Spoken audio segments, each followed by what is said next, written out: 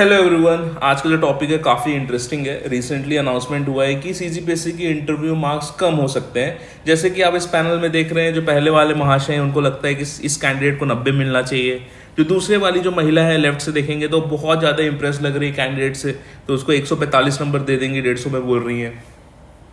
जो लेफ्ट से थर्ड महिला है उनका उतना नहीं तालमेल बैठ रहा है कैंडिडेट से, तो उनको लगता है कि इनको तो मैं 65 ही दूंगी, जो कि उनके एक्सप्रेशन से बिल्कुल क्लियर है। और जो सबसे राइट वाली है, ना इनको ज़्यादा अच्छे नंबर देने ना ज़्यादा कम नंबर देने हैं, ये इनको 85 पकड़ाना चाहती हैं। इसी प्रकार का सेम सिनेरियो पिछले 10-20 साल से सीजीपीएससी में चल रहा है, जहाँ पर इंटरव्यू के नंबर को यूजुअली ब्लेम किया जाता है डिफरेंट रैंक्स के लिए, और इंटरव्यू जब तक हो नहीं जाता तब तक आपकी जंग जारी रहती है इस पर्टिकुलर सीजीपीएससी में। इस रीसेंट अनाउंसमेंट के बाद हम लोग देखेंगे कि इंटरव्यू के नंबर कम होने के बाद किसको फ़ायदा होगा, किसको नुकसान होगा। Let's analyse from a neutral perspective. Let's begin. तो सबसे पहले तो हमको ये देखना पड़ेगा कि भाई ये इंटरव्यू कम होगा, इंटरव्यू के नंबर कम होंगे, डिस्कशन में क्यों आया। देखिए, हाल ही में मुख्यमंत्री जी का जो युवा संवाद कार्यक्रम में था, उसमें माननीय मुख्यमंत्री जी ने ये घोषणा करी है कि सीजीपीएससी में इंटरव्यू के नंबर कम होंगे। दूसरा, पिछले 2019 पीएससी की बात करें, 20 पीएससी की बात करें, 21 पीएससी की बात करें, तो यहाँ पे इंटरव्यू के नंबर्स में बहुत ज़्यादा फ्लक्चुएशन आया है। पहले जहाँ पे किसी को 90 या 95 नंबर मिल जाते थे तो बहुत बड़ी बात हो जाती थी। अब 90-95 नंबर में ऐसा हो गया है कि इट्स वेरी एवरेज नंबर। जिनको अच्छा मिल रहा है उनको 130, 135 मिल रहा है, जिनको बहुत कम मिल रहा है उनको 60 से 65 नंबर भी देखने को मिल रहे हैं। मतलब कुल मिला के जितना आप 3 साल की मेहनत में जीएस में गैप क्रिएट करते हैं, वो गैप आपकी छोटी सी चूक के कारण 130 और 60 का डिफरेंस बन सकती हैं। 60 से 70 नंबर का डिफरेंस सिर्फ और सिर्फ इंटरव्यू में क्रिएट हो रहा है, जो कि जीएस पेपर में उतना पॉसिबल नहीं है, गिवन कि आप लोग same level of GS answer writing में हो। ठीक है, तो इसके कारण जो फ्लक्चुएशन हो रहे हैं वो बहुत ज़्यादा अब्रप्ट हो गए हैं पिछले 3 साल में। खासकर इंटरव्यू के नंबर के कारण काफ़ी ज़्यादा रिजल्ट अफेक्ट हो रहा है। उसके बाद सब्जेक्टिविटी इन इंटरव्यू पैनल। देखिए, सीजीपीएससी के जो इंटरव्यू पैनल्स होते हैं, कई पैनल्स काफ़ी कह सकते हैं कि काफ़ी करंट रिलेटेड क्वेश्चन पूछते हैं। ऐसे कई पैनल होते हैं जो जिस पैनल में मैं बैठा था 2019 में, वहाँ पे मिडीवियल हिस्ट्री से काफ़ी क्वेश्चन हो रहे थे। ऐसे कई पैनल होते हैं जो local culture, local language, Chhattisgarhi में ज़्यादा फोकस करते हैं। तो इस कारण क्या होता है कि एक प्रकार की सब्जेक्टिविटी हो जाती है सब पैनल्स में।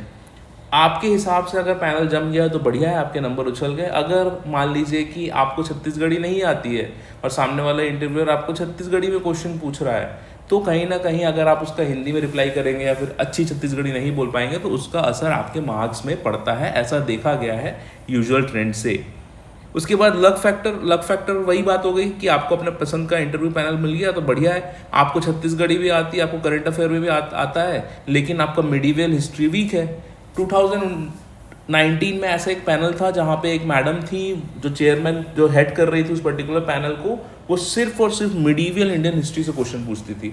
अब कोई भी सीजीपीएससी की तैयारी करने वाला हो, यूपीएससी का तैयारी करने वाला हो, मिडीवियल हिस्ट्री हमेशा एक काफ़ी कॉम्प्लिकेटेड पोर्शन होता है एंड बहुत नेग्लेक्टेड पोर्शन होता है। नाव से ज़्यादा क्वेश्चन पूछते हैं और वो इतना कंफ्यूजिंग होता है कि लोग उसको इंटरव्यू के पहले तो रिवाइज करके नहीं आ सकते। आपने सारी चीज़ें करी है, लेकिन मान लीजिए ऐसा इंटरव्यू पैनल फंस गया जो आपको मिडीवियल से क्वेश्चन पूछ रहे हैं, अकबर, बाबर, हुमायूं, किसी उर्दू टर्म्स के मतलब पूछ रहे हैं, उसके एडमिनिस्ट्रेटिव यूनिट्स पूछ लिए, चलो, है ना, ये अलाउद्दीन खिलजी के बारे में पूछ लिए कि कहाँ से आए थे, क्या क्या किया इन्होंने, कंपैरिजन करने के लिए बोल दिया, तब क्या ही कर लोगे वहाँ पे। मिडीवियल के क्वेश्चंस तो आपको मेंस में हैंडल करने में दिक्कत होती है, तो इंटरव्यू के दिन तुरंत हैंडल करना, वो भी without revision, becomes very difficult. तो एक लक फैक्टर है जो कि आपके आ जाता है आपके पूरे मेरिट लिस्ट को डिटरमाइन करने। उसके बाद फाइनली ऐसे कई केसेस हुए हैं कि just because of interview the entire merit list gets change. देखो, अगर 70 नंबर का डिफरेंस क्रिएट हो रहा है इंटरव्यू के कारण, किसी को 130 मिल रहे हैं, किसी को 60 मिल रहे हैं, तो डेफिनेट सी बात है कि पूरी की पूरी मेरिट लिस्ट उलट पुलट जाएगी। तो इसमें काफ़ी ज़्यादा कह सकते हैं कि कंट्रोवर्शियल हो रहा था, और जिस प्रकार से मार्क्स मिल रहे थे, इतना एक्सट्रीम डिफरेंस आ रहा था, इट बिकेम वेरी इंपॉर्टेंट कि इंटरव्यू की जो सब्जेक्टिविटी है, जो फ्लक्चुएशन है मार्क्स का, उसको थोड़ा सा कम किया जाए। एग्जाम्पल, काफ़ी फेवरेट एग्जाम्पल, काफ़ी रियल एग्जाम्पल है, नाम नहीं ले रहे हैं किसी का। कि रिटर्न में एक बंदा था, उसका overall rank return after mains exam 5th था, लेकिन इंटरव्यू में पुअर मार्क्स के कारण उसका रैंक 35th हो गया। तो मतलब जहाँ पे डिप्टी कलेक्टर की पोस्ट मिलनी तय थी, वहाँ पे सेकेंड क्लास गेजेटेड ऑफिसर की पोस्ट मिलने भी डिफिकल्ट हो गई। So this is such an impact of interview. चलिए नेक्स्ट देखते हैं। अब सब्जेक्टिविटी का मतलब ये है कि इन सिंपल सेंस इनको सब्जेक्टिविटी का मतलब नहीं पता है। सब्जेक्टिविटी का मतलब ये होता है कि अपने अपने हिसाब से, है ना, ये सब्जेक्ट के ऊपर डिपेंड करेगा कि उसका आंसर क्या होगा। मतलब जैसे मान लो छत्तीसगढ़ शासन ने प्रति हेक्टर या एकड़ कितना क्विंटल धान खरीदने की घोषणा की है। ये ऑब्जेक्टिव आंसर है कि 15 है तो 15 क्विंटल प्रति एकड़ है, 20 है तो 20 क्विंटल प्रति एकड़ है, ठीक है। लेकिन अगर मैं पूछूं कि कौन सा रंग सबसे अच्छा होता है, तो कोई लड़का होगा तो हो सकता है नीला बोले, कोई लड़की होगी तो बोल सकती है कि पिंक बोले, है ना। अब बहुत ही मॉडर्न लड़की है तो ऐसा कलर बोल दे जो आपको पता भी नहीं है, बेज बोल दे, है ना। तो इस प्रकार की चीज़ें हैं जो हो सकती हैं कि ये सब्जेक्टिव चीज़ है कि कौन सा खाना पसंद है, कौन सा कलर अच्छा है, आपके नज़र में कौन कितना अच्छा प्रशासक बन सकता है, उन 10 क्वेश्चंस के बेसिस में और उसके आंसर्स के बेसिस में आप जज कर रहे हैं, तो दिस बिकम्स वेरी सब्जेक्टिव। तो क्या सब्जेक्टिविटी मेन इविल है इस पूरे सीजीपीएससी के प्रोसेस में? देखिए, आंसर है नहीं। Subjectivity exist even in return papers. जो मेंस का पेपर होता है उसमें जो आंसर चेकिंग होती है उसमें भी सब्जेक्टिविटी एक्सिस्ट करती है।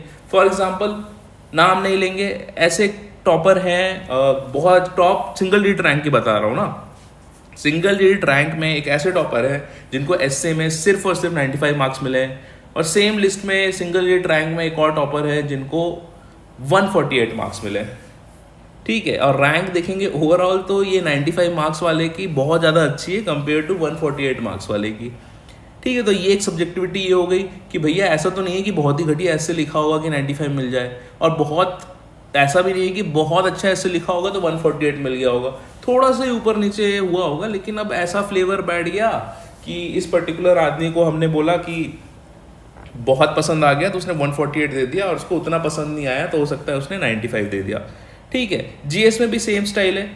फॉर एग्जांपल 2019 पीएससी और 2020 पीएससी हाल ही कह सकते हैं कि 2-3 महीने के गैप में हुआ था, और जो भी मेंस एग्जाम लिखा है, जिसने मेंस अटेम्प्ट किया है, उसको बहुत भली भांति पता है कि एक मेंस एग्जाम देने के बाद अगले 1-1.5 महीने तक प्रिपरेशन नहीं होती है, ना बुक उठती है ना मन करता है। तो same goes with that PSC कि 2019 पीएससी का मेंस था मार्च में, 2020 का मेरे ख्याल से जून में था।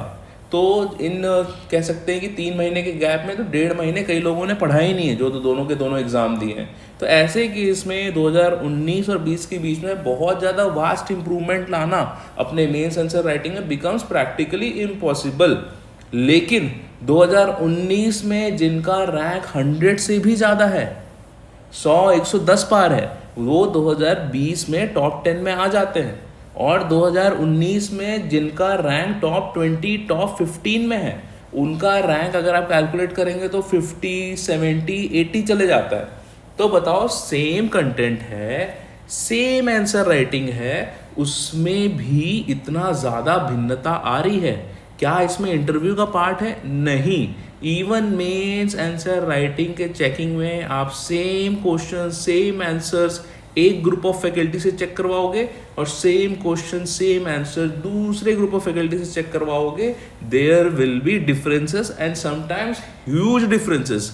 यही रीज़न है इतना ज़्यादा रैंक में डिफरेंस का within a 3 month period.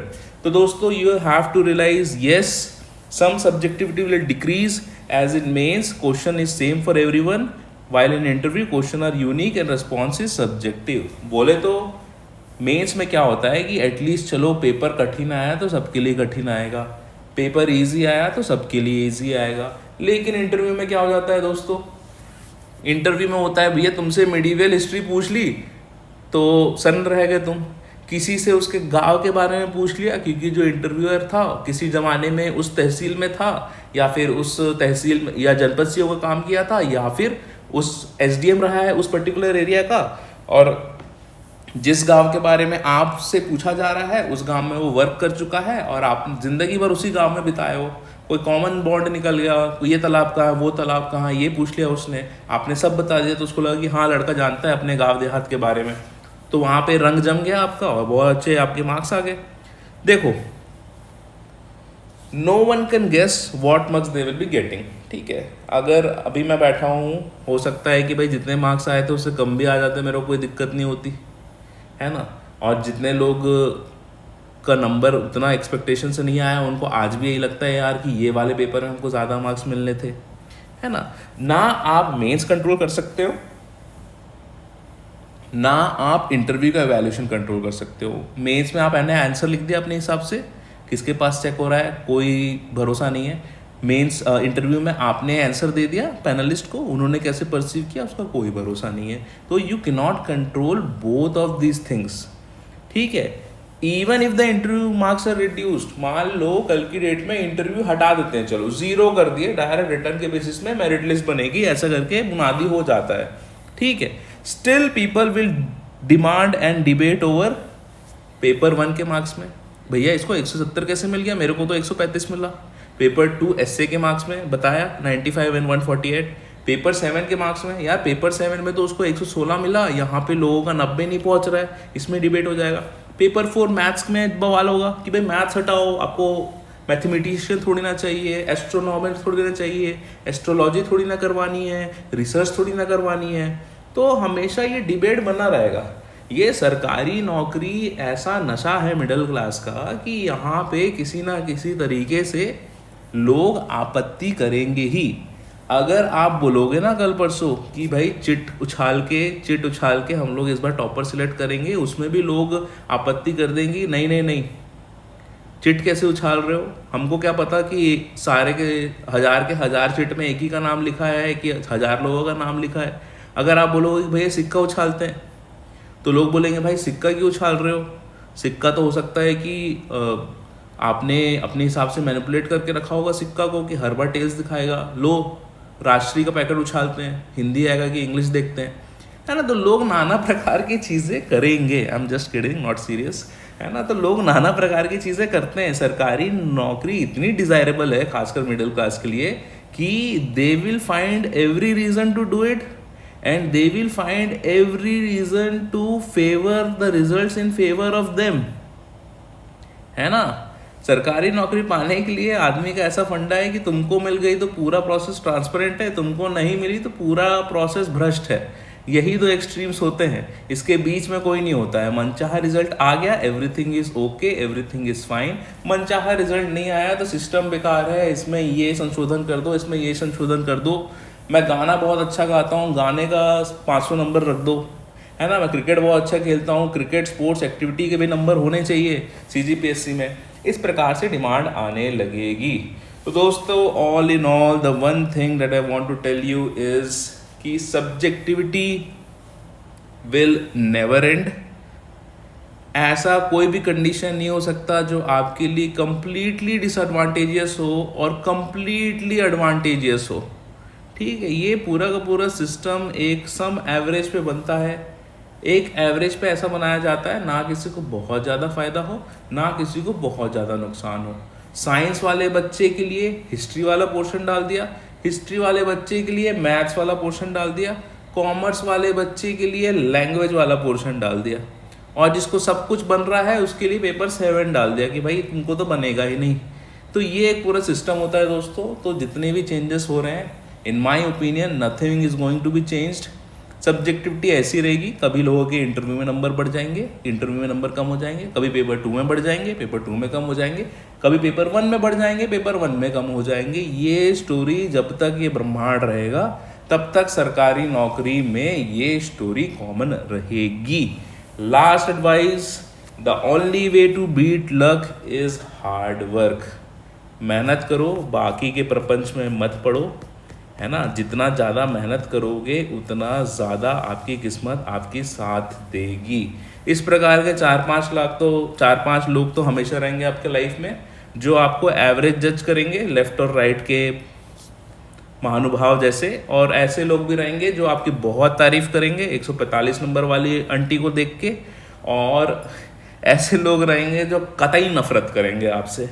ये 65 नंबर वाली दीदी को देख के। ठीक है, आपका मेन काम क्या है? पढ़ते रहो, हार्डवर्क करते रहो, आग लगे बस्ती में, आप अपनी मस्ती में पढ़ाई करते रहो, बाकी जो होगा देखा जाएगा। ठीक है, काफ़ी इंटरेस्टिंग टॉपिक था, होप यू लाइक्ड, है ना। मिलते हैं नेक्स्ट वीडियो में, पढ़ते रहो, तब तक के लिए ऑल द बेस्ट, जय हिंद।